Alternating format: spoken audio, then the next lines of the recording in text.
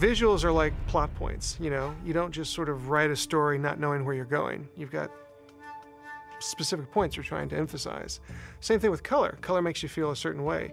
You know, pink, reds, greens, purples, all have an emotional effect on human beings. So you want to direct that color in service of the story you're trying to tell. You want the final product to be valuable. You want it to be something that you can be proud of and something that is valid as an art form.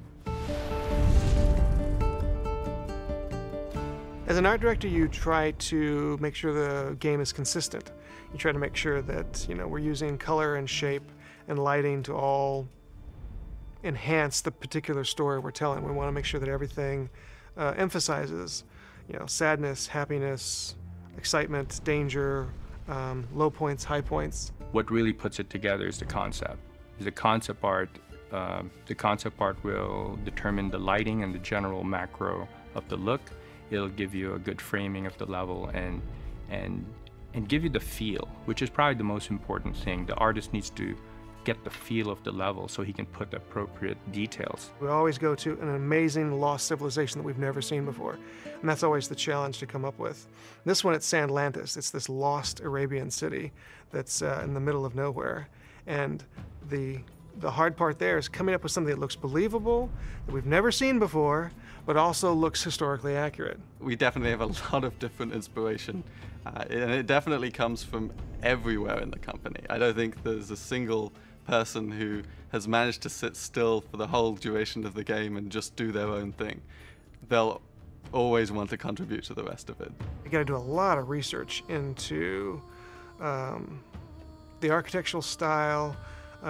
What are the sort of specific idioms that make something look authentic to that area? The motifs, you know, what are they doing?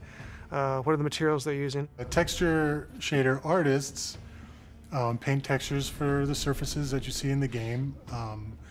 They plug those into shaders, and then through the shader you can apply surface qualities like wetness or dryness or whatever you need. My team's responsible for all the weapons, props, vehicles. Anything that moves in the game is not a character, falls underneath the technical art / prop artist team. We kind of take the world that's given to us and try to add motion to it, try to add the subtleties that really sort of make an environment pop, or take a collapse and add the dust, the debris, the volumetrics, and a little more of the bang to it. Kind of like the frosting on the cake. Oh man, that was close, huh? Amy does a lot of research. The cool thing about the games is they're based in history and reality. So she always comes up with something that is real, authentic, exists in the world in terms of legend.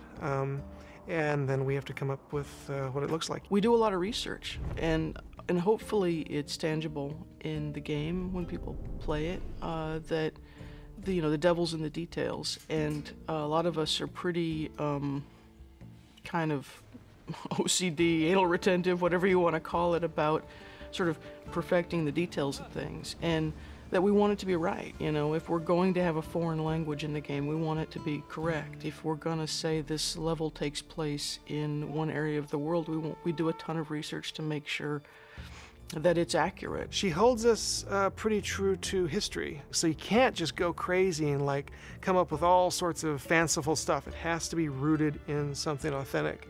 So that's the challenge in terms of making these civilizations that look incredible and amazing, but everything in there is based on something we've done research about. We use film, we use whatever kind of reference we can get our hands on to see, how other people represented this before, and what do we want to do differently? What are our favorite elements of that? What are the things that, are like those key moments, We tend to go a little bit nuts in terms of gathering reference, in terms of talking about it, in terms of watching movies.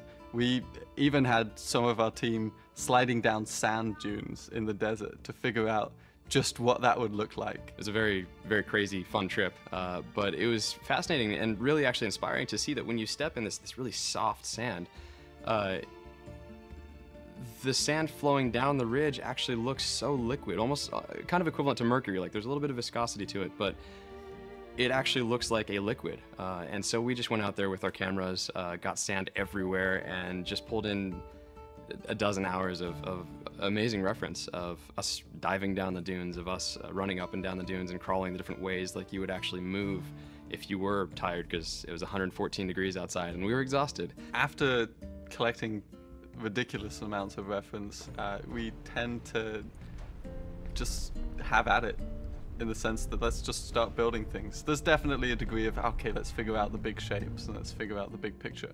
But we are detail obsessed. So we sometimes go right for the details. And that sometimes isn't so bad a thing. Putting the details in the environment is actually a Naughty Dog quality, almost to a fault, you know, and you know, we actually have to stop ourselves from just putting too much. I assume Rich talked a lot about how just in depth he went to making sure that the London pub was completely authentic.